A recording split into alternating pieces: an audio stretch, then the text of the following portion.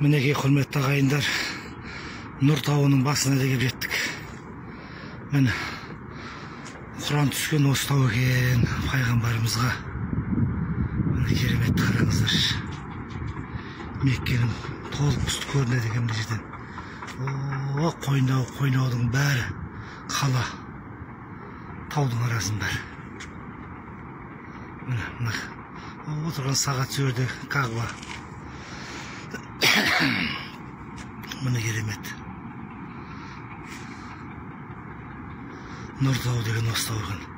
Осы таудың басында түскен екен Құран пайғамбарымызға.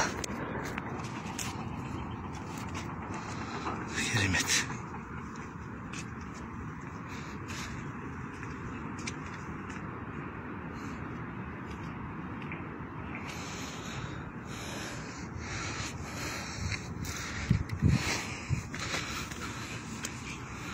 Алла тілеген тілек дұғаларымызды қабыл қылсын. Сіздерде дұға қыла беріңіздер, сояқта тұрып күш қуат берсіндер. Пайғамбарымыздың келіншегі Айша анамыз осы жерге күніге 2 марта шығып пайғамбарымызға тамақ әкеліп береді екен. Пайғамбарымыз осы жерде төбенің басында, таудың басында Алланың құдіретімен отырады екен. Соған күніне 2 мезгіл тамақ әкеліп береді екен осы жерге.